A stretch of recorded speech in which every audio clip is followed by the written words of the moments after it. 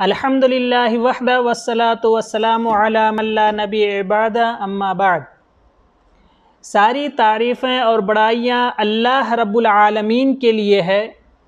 جس نے ہمیں بے شمار انعام و اکرام سے نوازا، اور درود و سلام ہو اللہ کے تمام نبیوں پر، خاص کر ہمارے آخری نبی حضرت محمد رسول اللہ صلی اللہ علیہ وسلم پر، کہ جس نے ہمیں سیدھے راستے کی رہنمائی فرمائی، جس پر چل کر کے ہم دنیا اور آخرت دونوں میں کامیاب ہو سکتے ہیں۔ محترم بھائیوں، کچھ دنوں کے بعد ہمارے اوپر ایک ایسا مہینہ سایہ فگن ہونے والا ہے جس کی بہت ہی زیادہ اہمیت و فضیلت ہے۔ محترم بھائیوں، اگر وہ مہینہ ہمیں مل جائے تو ہمیں اس میں کیا کرنا چاہیے؟ سب سے پہلے ہمیں سچی توبہ کرنی چاہیے تاکہ ہم دنیا اور آخرت دونوں میں کامیاب ہوں۔ اللہ تبارک و تعالیٰ نے فرمایا وَتُوبُوا إِلَى اللَّهِ جَمِيعًا أَيُّهَا الْمُؤْمِنُونَ لَعَلَّكُمْ تُفْلِحُونَ، یعنی اے مومنو، تم سب کے سب اللہ تبارک و تعالیٰ سے توبہ استغفار کرو تاکہ تم آخرت میں کامیاب ہو جاؤ، تاکہ تم کامیاب ہو جاؤ، تاکہ تم فلاح پا جاؤ۔ محترم بھائیوں، اس کے بعد مسلمانوں کو، مومنوں کو عزم مصمم کرنا چاہیے، پکا ارادہ کرنا چاہیے کہ ہم ان دنوں سے فائدہ اٹھائیں گے، جیسا کہ اللہ تبارک و تعالیٰ نے فرمایا وَالَّذِينَ جَاهَدُوا فِينَا لَنَهْدِيَنَّهُمْ سُبُلَنَا۔ محترم بھائیوں، اسی طریقے سے ہمیں گناہوں سے دور رہنا چاہیے ان دنوں میں بھی اور بقیہ دنوں میں بھی، کیونکہ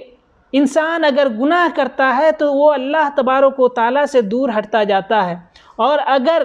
وہ اچھا کام کرتا ہے، اعمال صالح کرتا ہے، تو اللہ تبارک و تعالیٰ سے قریب ہوتا جاتا ہے۔ لہذا ان دنوں میں بھی اور دوسرے دنوں میں بھی ہم گناہ سے، معاصی سے دور رہیں۔ محترم بھائیوں، اس مہینے کی فضیلت ہم ان چیزوں سے جانیں کہ سب سے پہلے اللہ تبارک و تعالیٰ نے ان دنوں کی قسم کھائی ہے، اور اللہ تبارک و تعالیٰ جس کی اہمیت اور فضیلت ہوتی ہے انہی کی قسم کھاتا ہے۔ اللہ تبارک و تعالیٰ نے فرمایا کہ والفجر وليال عشر، اور وليال عشر سے مراد مفسرین نے یہ بتلایا ہے کہ یہ ذی الحجہ کے شروع کے 10 دن ہیں۔ محترم بھائیوں، غور کریں، اور اسی طریقے سے ان دنوں کے اندر اللہ تبارک و تعالیٰ نے ابھارا ہے کہ ہم اللہ تبارک و تعالیٰ کا ذکر و اذکار کریں، جیسا کہ اللہ تبارک و تعالیٰ نے فرمایا وَيَذْكُرُ اسْمَ اللَّهِ فِي أَيَّامٍ مَعْلُومَاتٍ، یعنی ایام معلومات سے مراد ابن عمر اور ابن عباس رضی اللہ تعالی عنہما نے فرمایا ہے کہ عشرہ ذی الحجہ ہے، اور جمہور علماء کرام نے بھی یہی فرمایا ہے۔ دوسری چیز، اللہ کے رسول صلی اللہ علیہ وسلم کی حدیث ہے ان دنوں کے بارے میں، جسے ابن بزار اور ابن حبان اور علامہ البانی رحمہ اللہ نے اسے صحیح قرار دیا ہے۔ جابر رضی اللہ تعالیٰ عنہ فرماتے ہیں کہ نبی کریم صلی اللہ علیہ وسلم نے فرمایا کہ فضل ایام الدنیا ایام العشر، یعنی دنیا کے تمام دنوں میں سب سے افضل دن یہ عشرہ ذی الحجہ کا دن ہے۔ محترم بھائیوں، غور کریں، انہی دنوں کے اندر یوم عرفہ آتا ہے، یعنی عرفہ کا دن۔ اس دن جو روزہ رکھتا ہے، اللہ کے رسول صلی اللہ علیہ وسلم نے فرمایا کہ اس کے 1 سال کے اگلے اور 1 سال پچھلے گناہ معاف کر دیا جاتا ہے۔ ایسے ہی عید الاضحیٰ اسی عشرہ ذی الحجہ کے اندر آتا ہے۔ اللہ کے رسول صلی اللہ علیہ وسلم نے فرمایا کہ اعظم الایام عند اللہ یوم النحر، یعنی سب سے عظیم دن اللہ تبارک و تعالیٰ کے نزدیک عید کا دن ہے، یوم النحر کا دن ہے، یوم النحر ہے۔ محترم بھائیوں، غور کریں کہ جب ہمیں عشرہ ذی الحجہ مل جائے، عشرہ ذی الحجہ کے اندر کون کون سے اعمال ہوتے ہیں؟ سب سے پہلے آپ دیکھیں کہ حج و عمرہ انہی دنوں کے اندر ہوتا ہے۔ اللہ کے رسول صلی اللہ علیہ وسلم نے فرمایا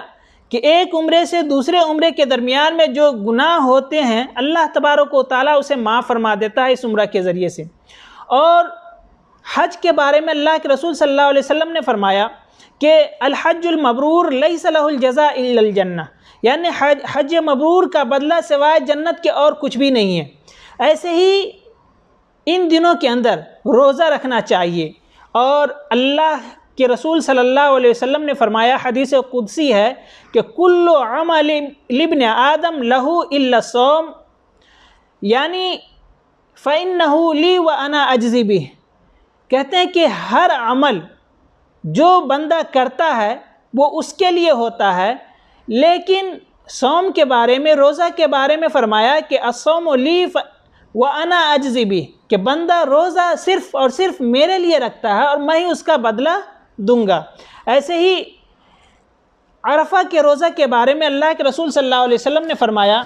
کہ عرفہ کا روزہ 1 سال اگلے اور 1 سال پچھلے گناہ کا کفارہ ہو جاتا ہے۔ ایسے ہی نماز، نفلی نماز ان دنوں میں زیادہ سے زیادہ پڑھنا چاہیے، جیسا کہ اللہ کے رسول صلی اللہ علیہ وسلم نے فرمایا کہ وَمَا يَزَالُ عَبْدِي يَتَقَرَّبُ إِلَيَّ بِالنَّوَافِلِ حَتَّى أَحَبَّهُ، یعنی اللہ کے رسول صلی اللہ علیہ وسلم نے فرمایا کہ اللہ تبارک و تعالیٰ فرماتا ہے کہ میرا بندہ وہ نوافل کے ذریعے سے میرا تقرب چاہتا ہے برابر، یہاں تک کہ میں اس سے محبت کرنے لگتا ہوں۔ ایسے ہی ان دنوں کے اندر زیادہ سے زیادہ اللہ تبارک و تعالیٰ کی تکبیر بیان کرنی چاہیے، تحلیل بیان کرنی چاہیے، اور اللہ تبارک و تعالیٰ کا ذکر و اذکار کرنا چاہیے، جیسا کہ عبداللہ ابن عمر رضی اللہ تعالی عنہما سے روایت ہے کہ نبی صلی اللہ علیہ وسلم نے فرمایا، مسند احمد کی روایت ہے کہ اللہ کے رسول صلی اللہ علیہ وسلم نے فرمایا کہ ما من ایام اعظم عند اللہ ولا احب الیہ العمل فیہن من هذه الايام العشر فاکثروا فیہن من التحلیل والتکبیر والتحمید۔ کہتے ہیں کہ اللہ تبارک و تعالیٰ کے نزدیک یہ دن بہت عظیم دن ہے، اور اس کے اندر جو عمل کیا جاتا ہے اللہ تبارک و تعالیٰ اسے بہت زیادہ پسند کرتے ہیں، لہٰذا زیادہ سے زیادہ